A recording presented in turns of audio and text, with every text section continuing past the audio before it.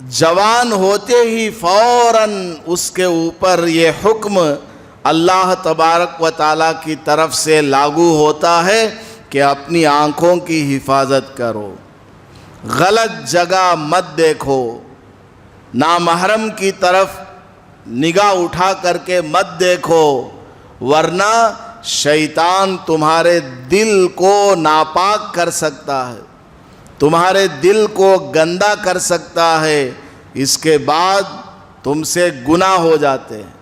ایک بچی نے اگر دین کا علم حاصل کر لیا، موٹی موٹی باتیں، بیسک اسلامک نالج اگر کسی بچی میں ہے، اتنا اس نے سیکھ لیا، تو اس ایک بچی کے ذریعے پورا خاندان دیندار بن جاتا ہے۔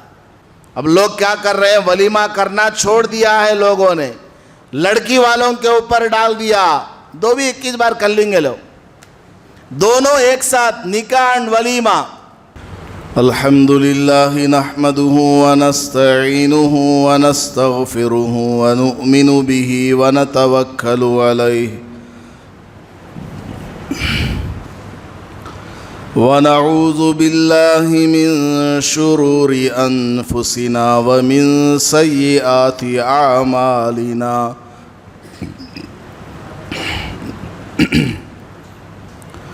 من يهده الله فلا مضل له ومن يضلله فلا هادي له ونشهد أن لا إله إلا الله وحده لا شريك له ونشهد أن سيدنا ومولانا محمدا عبده ورسوله صلی اللہ علیہ وعلا آلہ واصحابہ وبارک وسلم اما بعد فاعوذ باللہ من الشیطان الرجیم بسم اللہ الرحمن الرحیم يا أيها الذين آمنوا اتقوا الله حق تقاته ولا تموتن إلا وأنتم مسلمون بارك الله لنا ولكم في القرآن المجيد والفرقان الحميد رب اشرح لي صدري ويسر لي أمري واحلل عقدة من لساني يفقه قولي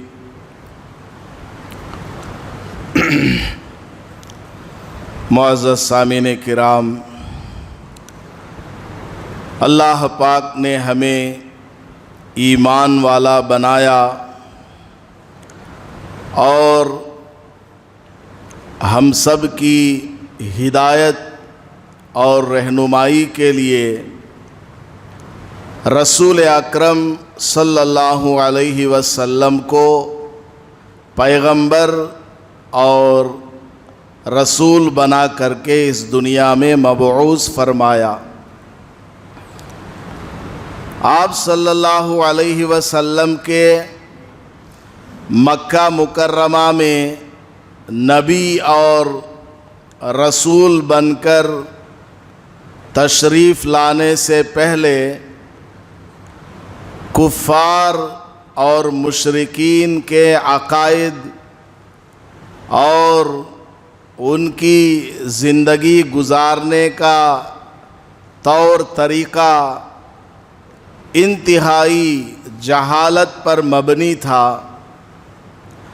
آپ صلی اللہ علیہ وسلم نے لوگوں کو اسلام کی دعوت دی اور اسلامی تعلیمات سے ان کو روشناس فرمایا۔ نبی پاک صلی اللہ علیہ وسلم نے خود بھی عمل کر کے دکھایا اور امت کو بھی عمل پیرا ہونے کی ترغیب دی ہے۔ مثال کے طور پر کفار مکہ جتنی چاہیں شادیاں کیا کرتے تھے اور جتنی چاہے طلاق دیا کرتے تھے، اور طلاق کے باوجود بیوی کو اپنے پاس ہی رکھا کرتے تھے۔ تو اسلام نے آ کر، نبی پاک صلی اللہ علیہ وسلم نے آ کر تعلیم دی اور نکاح کی اہمیت کو اور اس کے صحیح طریقے کو لوگوں کے سامنے بیان فرمایا ہے۔ قرآن کریم اگر ہم شروع سے لے کر آخر تک پڑھیں اور غور سے قرآن کریم کی آیات کو دیکھیں تو نکاح کے سلسلے میں اور نکاح سے پہلے اور نکاح کے بعد انسان کو کس طرح کی زندگی اختیار کرنی چاہیے، ڈیٹیل کے ساتھ اللہ پاک نے قرآن میں بیان فرمایا ہے۔ اور میاں بیوی کے اس رشتے سے متعلق اللہ پاک نے اس قدر تفصیل کے ساتھ احکام کو بیان فرمایا ہے کہ اتنی تفصیل اور اتنی ڈیٹیل کسی اور عبادت اور معاملے سے متعلق اللہ پاک نے بہت ہی کم بیان فرمایا ہے، کیونکہ نکاح اور شادی، میاں بیوی کا رشتہ، یہ انسان کی زندگی کا ایک اہم پہلو ہے۔ نکاح انسان کے ایمان کا ایک اہم حصہ ہے، یہاں تک کہ نبی پاک صلی اللہ علیہ وسلم نے ارشاد فرمایا کہ جو آدمی نکاح کر لیتا ہے اس کا نصف ایمان، آدھا ایمان مکمل ہو جاتا ہے، باقی آدھے ایمان کے سلسلے میں اس کو فکر کرنی چاہیے۔ بس نکاح کو آپ صلی اللہ علیہ وسلم نے آدھا ایمان بیان فرمایا ہے، اسی سے اس کی اہمیت کا اندازہ لگایا جا سکتا ہے۔ اللہ پاک نے قرآن کریم میں انسانی جوڑے کو کن کن مواقع میں کن کن باتوں کی طرف توجہ دینی چاہیے کھل کر کے بیان فرمایا۔ مثال کے طور پر لڑکا یا لڑکی دونوں میچور ہوتے ہیں، بالغ اور بالغہ ہوتے ہیں۔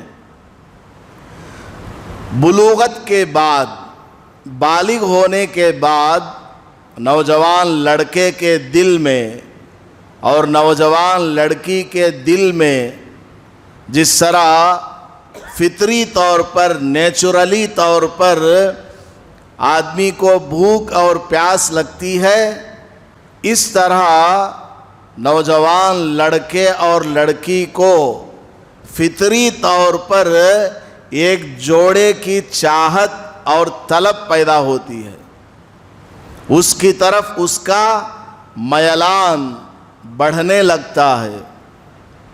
تو اللہ پاک نے ایسے نوجوانوں کو حکم فرمایا، قل اے محمد صلی اللہ علیہ وسلم آپ فرما دیجئے، قل للمؤمنین یغضوا من ابصارہم وَيَحْفَظُوا فُرُوجَهُمْ، آپ فرما دیجئے ایمان والوں سے، مردوں سے، اور اگلی آیت میں ایمان والی عورتوں سے، لڑکیوں سے آپ فرما دیجئے کہ اپنی نگاہوں کو وہ پاک اور صاف رکھے، آنکھوں کی حفاظت کرے، کیونکہ اب تم بچے نہیں رہے بلکہ بالغ ہو چکے ہو، تمہارے دل کے اندر جوڑے کی خواہش پیدا ہو رہی ہے، ایسی عمر کو تم پہنچ چکے ہو کہ اب تمہیں ایک جوڑے کی ضرورت ہے، شادی کی تم کو ضرورت ہے، اس لیے شادی ہونے تک اپنی نگاہوں کی حفاظت کرو، آنکھوں کی حفاظت کرنے کا حکم فرمایا، کیونکہ انسان کی آنکھ، یہ نگاہ شیطان کی تیروں میں سے ایک تیر ہے، اور یہ شیطان کا ایسا تیر ہے جو بالکل جا کر کے نشانے پر لگتا ہے۔ انسان اگر کسی کو آنکھ بھر کر کے دیکھ لیتا ہے، اس کی تصویر یہ آنکھ کا کیمرہ اندر لے لیتا ہے، پھر دل میں وہ تصویر داخل ہو کر کے اس میں وسوسوں کو پیدا کرتی ہے، بعد میں آدمی گناہوں میں ملوث ہو جاتا ہے، ہاتھ سے وہ زنا کرنے لگتا ہے، اور نبی پاک صلی اللہ علیہ وسلم نے ارشاد فرمایا، ناکح الید ملعون، اپنے ہاتھ سے اپنی خواہش کو پورا کرنے والا ملعون ہے، مردود ہے، اللہ کی رحمت سے وہ دور ہے۔ جوان ہوتے ہی فوراً اس کے اوپر یہ حکم اللہ تبارک و تعالیٰ کی طرف سے لاگو ہوتا ہے کہ اپنی آنکھوں کی حفاظت کرو، غلط جگہ مت دیکھو، نامحرم کی طرف نگاہ اٹھا کر کے مت دیکھو، ورنہ شیطان تمہارے دل کو ناپاک کر سکتا ہے، تمہارے دل کو گندا کر سکتا ہے، اس کے بعد تم سے گناہ ہو جاتے ہیں، کیونکہ انسان کا دل کیا ہے؟ پوری باڈی کو کنٹرول کرنے والا حصہ ہے۔ اگر انسان کا دل سنور گیا، سدھر گیا، اس کے اندر ایمان کی نورانیت ہے، اس کے اندر کسی بھی طرح کی کوئی گندگی، میل کچیل نہیں ہے، تو پورا جسم صحیح سالم رہتا ہے۔ اگر انسان کا دل بگڑ گیا، گناہوں میں ملوث ہونے کی وجہ سے انسان کا دل کالا ہو گیا، دھبے اس میں آ گئے، پھر پورا جسم خراب ہو جاتا۔ آپ لوگوں نے دیکھا ہوگا، نماز جنازہ جب پڑھائی جاتی ہے تو امام صاحب میت کے سینے کے بالمقابل کھڑے ہوتے ہیں، امام صاحب میت کے سینے کے بالمقابل کھڑے ہوتے ہیں، حالانکہ پورا جسم ہے، سر کے اپوزٹ میں کھڑا ہو سکتا ہے امام، پیٹ کے اپوزٹ میں کھڑا ہو سکتا ہے، گھٹنا اور پیر کے اپوزٹ میں کھڑا ہو سکتا ہے، لیکن شریعت نے کیا حکم دیا؟ میت کے سینے کے سامنے کھڑے ہونا اور جنازے کی نماز پڑھانا۔ کیوں؟ اس لیے کہ انسان کا دل پورے جسم کو کنٹرول کرنے والا ہے، اسی کی وجہ سے انسان یا تو نیک بنتا ہے، اسی کے خراب ہونے کی وجہ سے انسان برا بنتا ہے، لہٰذا اس کے سامنے کھڑے ہو کر کے جنازے کی نماز پڑھاؤ اور اس کی مغفرت کے لیے اللہ سے دعا کرو۔ تو نبی پاک صلی اللہ علیہ وسلم کو اللہ نے حکم فرمایا کہ نوجوانوں سے آپ کہہ دیجئے کہ وہ اپنی نگاہوں کی حفاظت کریں تاکہ ان کا دل ناپاک نہ ہو جائے، پاک صاف رہے۔ اب لڑکا بالغ ہو گیا تو اس کو یہ حکم آیا. اب شادی کرنے کی تمنا اس میں ابھر رہی ہے, شادی کرنا وہ چاہتا ہے, راتوں کی نیندیں برباد ہو رہی ہیں, تو اس کو شادی کرنا ہے, لیکن شادی کا کوئی انتظام نہیں ہو رہا ہے.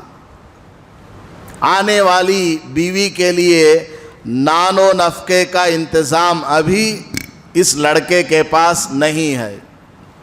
آنے والی گھر والی کے لیے مکان کے انتظام کا اس کے پاس ابھی کوئی انتظام نہیں ہے, پیسہ وغیرہ نہیں ہے, مہر ادا کرنے کا کوئی انتظام نہیں ہے. تو اللہ پاک نے اس سے متعلق بھی حکم فرمایا قرآن میں, وَلْيَسْتَعْفِفِ الَّذِينَ لَا يَجِدُونَ نِكَاحًا, وہ لوگ جو ابھی نکاح کرنے کی قدرت نہیں رکھتے ہیں, ان کے اندر نکاح کرنے کی خواہش اور طلب تو ہے, لیکن نکاح کرنے کے لیے جن اسباب کی ضرورت ہے, آنے والی کا نان و نفقہ, رہنے کا انتظام اور اس کا مہر ادا کرنا ہے, اس کا ابھی کوئی انتظام نہیں ہے. تو اللہ پاک نے فرمایا ایسے نوجوانوں کو اور ایسی نوجوان لڑکیوں کو وَلْيَسْتَعْفِفْ, اگر کسی وجہ سے ابھی نکاح کے اندر تاخیر ہو رہی ہے تو اپنے آپ کو پاک دامن بنا کر کے رکھو, اپنے آپ کو گناہوں سے بچا کر کے رکھو, عفت والی زندگی گزارو, آنکھوں کو صاف رکھو, دل و دماغ کو پاک رکھو, ہر قسم کی برائی سے اپنے آپ کو بچاؤ, برائی سے بچنے کے اسباب کو اختیار کرو. نبی پاک صلی اللہ علیہ وسلم نے حدیث میں بھی اس کا حکم فرمایا, یا معشر الشباب, اے نوجوانوں کی جماعت سن لو, من استطاع منکم الباءۃ فلیتزوج, تم میں سے جو آدمی شادی کرنے کی طاقت رکھتا ہے اس کو چاہیے کہ وہ شادی کر لے. فَإِنَّهُ أَغَضُّ لِلْبَصَرِ وَأَحْسَنُ لِلْفَرَجِ, اس لیے کہ شادی یہ نگاہوں کو پاک کر دیتی ہے. نکاح ایسی چیز ہے اس کی وجہ سے آدمی اپنی نگاہوں کو نیچا رکھ کر کے چلنے والا بن جاتا ہے نکاح کے بعد, اور اس کی شرمگاہ کی حفاظت ہوتی ہے نکاح کے ذریعے.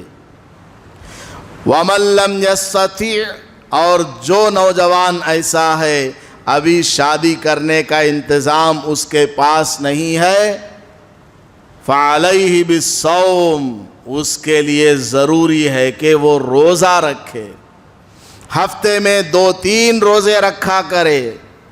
اس سے کیا ہوگا, شہوت اس کی ٹوٹ جاتی ہے, جسم کے اندر جو خواہش نفس ہے اس کے اندر کمی آتی ہے اور وہ برائی سے بچ جاتا ہے, نگاہ اس کی پاک ہو جاتی ہے. فَإِنَّهُ لَهُ وِجَاءٌ, آپ صلی اللہ علیہ وسلم نے فرمایا جو نوجوان شادی کرنے کی ابھی حالت میں نہیں ہے, اگر وہ روزہ رکھتے ہیں, یہ روزہ ان کے لیے ڈھال کا کام کرتا ہے. جس طرح میدان جنگ میں سامنے سے دشمن تلوار برساتا ہے, تیر برساتا ہے, اس سے بچنے کے لیے ڈھال کو استعمال کیا جاتا ہے. اس طرح نوجوانوں کے دلوں میں جو خواہشات پیدا ہوتی ہیں, نوجوانوں کے دلوں میں جو وسوسے پیدا ہوتے ہیں, ان سے بچنے کے لیے یہ روزہ ڈھال کا کام کرتا ہے.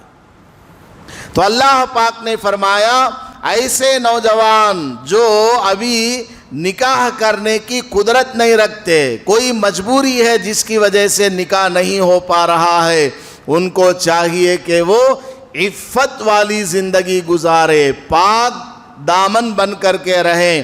تو کیا ہوگا, حتی یغنیہم اللہ من فضلہ، اللہ تبارک و تعالیٰ ان کو اپنے فضل سے بے نیاز کر دے گا۔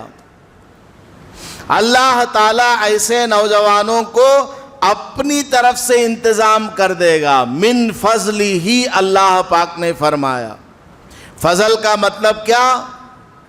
سامنے والے نے کوئی محنت نہیں کی، سامنے والے کا کوئی عمل اس میں داخل نہیں ہے، اس کے باوجود اس کو دے دیا جائے، اس کو بولتے ہیں فضل اور احسان۔ تو اللہ پاک فرماتا ہے جو نوجوان نکاح کرنے کی قدرت نہیں رکھتے ہیں، کوئی مجبوری ہے، اگر وہ اپنے آپ کو پاک دامن بنا کر کے رکھتے ہیں، یہی مسئلہ لڑکیوں کا بھی ہے، ابھی نکاح کا انتظام نہیں ہو رہا ہے، وہ اگر اپنے آپ کو پاک دامن بنا کر کے رکھتی ہیں، گناہوں سے بچ کر کے رہتی ہیں، اللہ تبارک و تعالی اپنی طرف سے ان کو عطا فرما دیتا ہے۔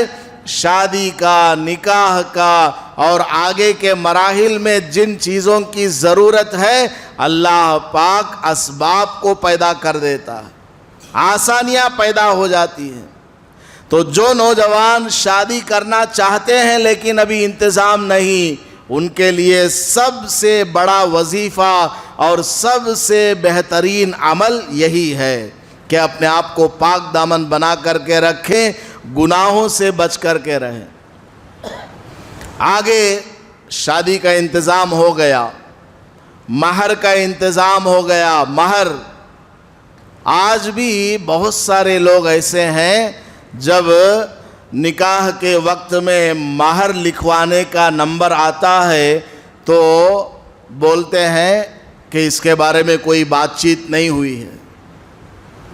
ہر چیز کی بات چیت ہو چکی کہ لڑکے کو کتنے جوڑے ملیں گے، لڑکی کو کتنے جوڑے ملیں گے، کہاں پر شادی ہوگی، شادی میں پکوان کیسا ہوگا، پکاتی کون ہے، کیٹرنگ والا کون ہے، کتنے قسم کے اس کے اندر ڈشز ہوں گی اور مٹھائی کتنی بنے گی، یہ سب چیز کی بات چیت ہو جاتی ہے، مہر کے بارے میں بات چیت نہیں ہوتی۔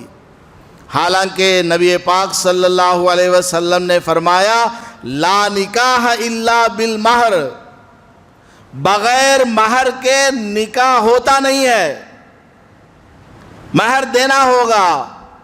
ولا مہر دون عشرۃ دراہم، اور مہر کی کم سے کم مقدار 10 درہم ہے، گرام کے حساب سے 30 پر 1 گرام چاندی دینا ہے مہر میں۔ آج کل کے حساب سے کم 2200 روپیہ یا 2400 روپیہ مہر میں دینا ضروری ہے۔ تو آج کل بھی بعض لوگ ایسے ہیں جن کو مہر لکھوانے کے لیے جب نکاح کے موقع پر کہا جاتا ہے تو بولتے ہیں کہ مہر کے بارے میں ہم نے کوئی بات چیت نہیں کی ہے، یا لکھواتے ہیں تو بولتے ہیں 1116 لکھ لو حضرت۔ منیمم مہر کی مقدار 2000 سے اوپر ہے آج کل، تو 1000 میں نکاح کیسے ہوگا؟ نہیں ہوگا، 2000 سے اوپر لکھوانا کم سے کم، اور صرف لکھوانا نہیں بلکہ دینا۔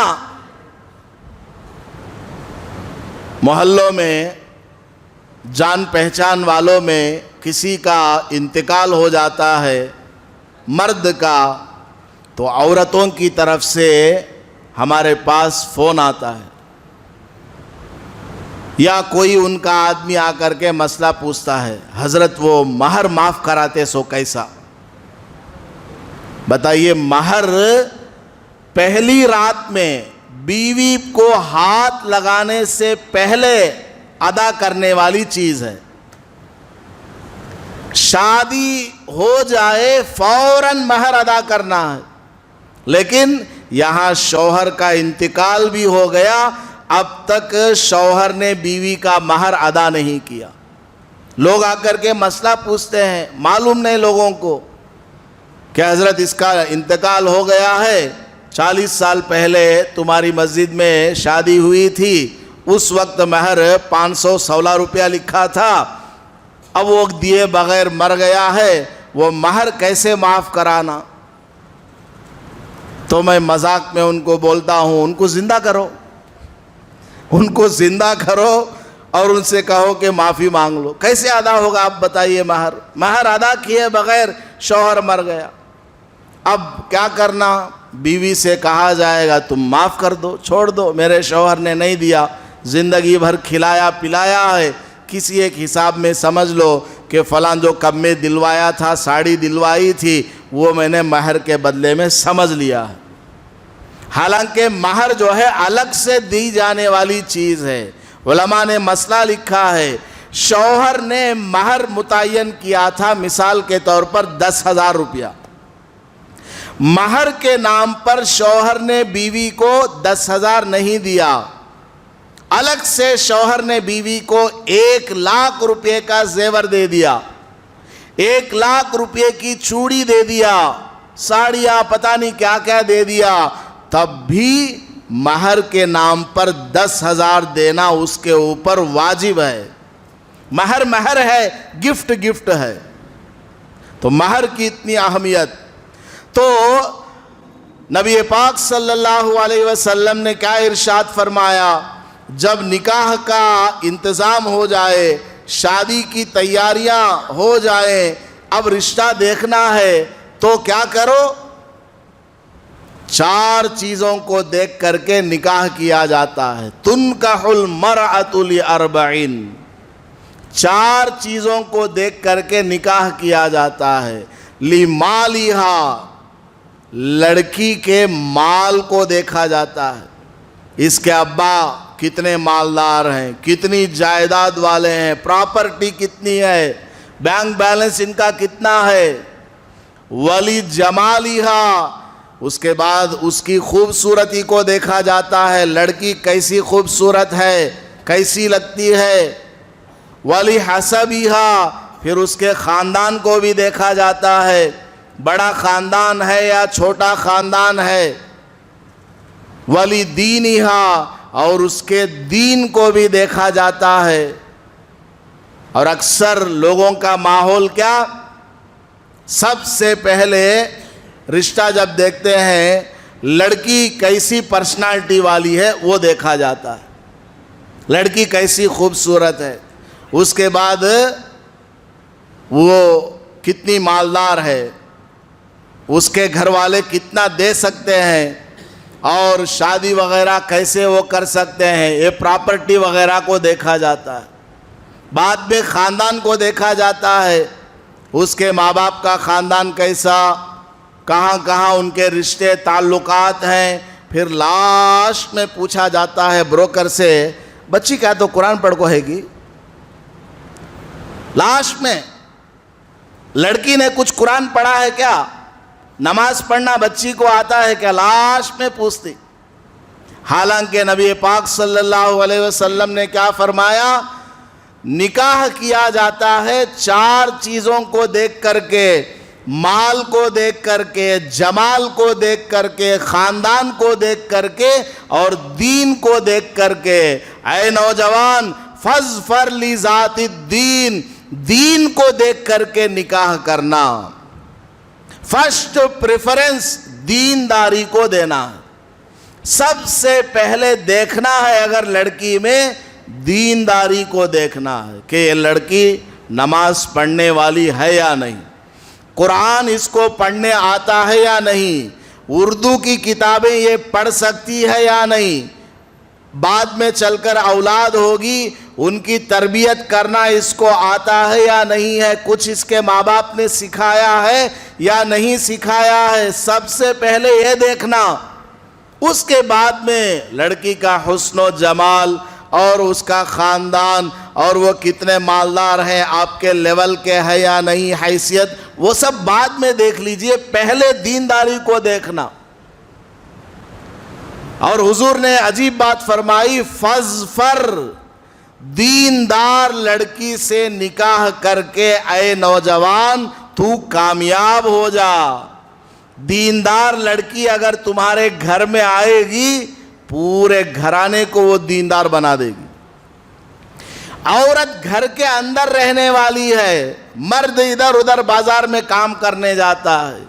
اب اس عورت کے پاس اڑوس کی عورتیں آتی ہیں, پڑوس کی عورتیں آتی ہیں, فلاں کی بچیاں آتی ہیں. اگر گھر کی عورت دیندار ہے تو آنے والی جانے والی بچیوں کو, بڑوں کو, بوڑھیوں کو, سب کو یہ نماز کے بارے میں بتائے گی, نماز کی دعوت دے گی, قرآن سکھائے گی, وضو بتائے گی, غسل اس کو بتائے گی, یہ ساری چیزیں ان کو سکھائے گی. ایک بچی نے اگر دین کا علم حاصل کر لیا, موٹی موٹی باتیں, بیسک اسلامک نالج اگر کسی بچی میں ہے, اتنا اس نے سیکھ لیا, تو اس ایک بچی کے ذریعے پورا خاندان دیندار بن جاتا ہے, پورے خاندان کے اندر تبدیلی آ جاتی ہے.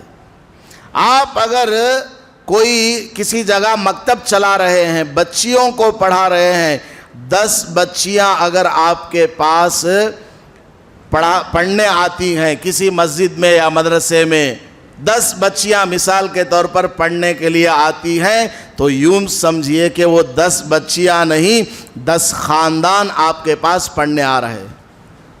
عورت کے ذریعے انقلاب آتا ہے پورے خاندان میں, عورت کی دینداری سے, اس کے پردے سے. تو بہرحال نبی پاک صلی اللہ علیہ وسلم نے فرمایا سب سے پہلے عورت میں دینداری کو دیکھا جائے, اس کے بعد میں نکاح کی طرف بڑھا جائے. اور نکاح کیسے کیا جائے؟ نبی پاک صلی اللہ علیہ وسلم نے ارشاد فرمایا اعظم النکاح برکتاً ایسرہ مؤونتاً, سب سے افضل اور سب سے بہتر نکاح وہ ہے برکت کے اعتبار سے, بھلائی کے اعتبار سے, کامیابی کے اعتبار سے بہتر نکاح وہ ہے جس میں کم سے کم خرچہ ہو. کم سے کم خرچے میں نکاح کرنا ہے.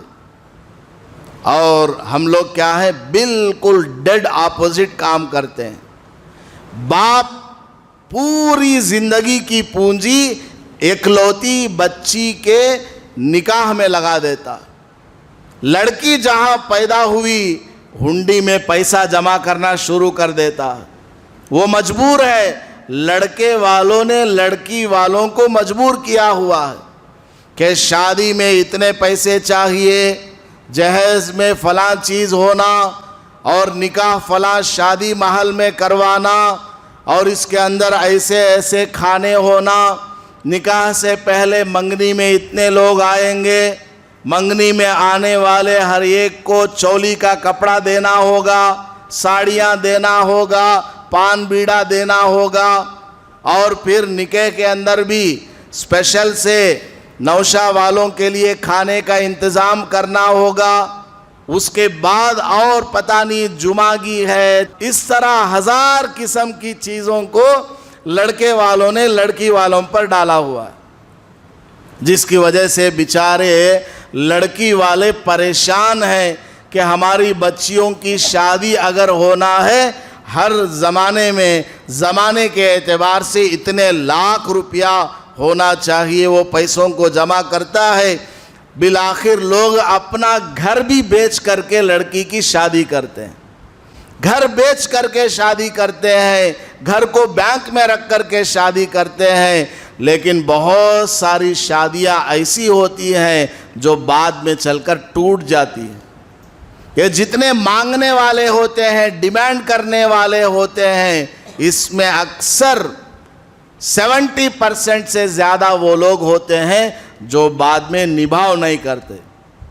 جن کی زبان اب کھلی ہے نکاح سے پہلے, ان کی زبان بعد میں بھی کھلتی رہتی ہے. مانگنے کی عادت جو پڑ گئی وہ بعد میں بھی چلتی رہتی ہے.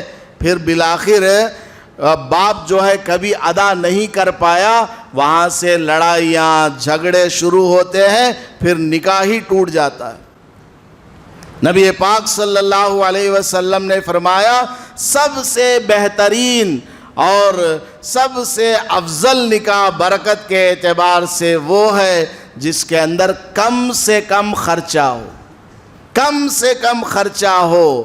نکاح کے اندر دعوت بھی نہیں ہے، دعوت کس کے اوپر ہے؟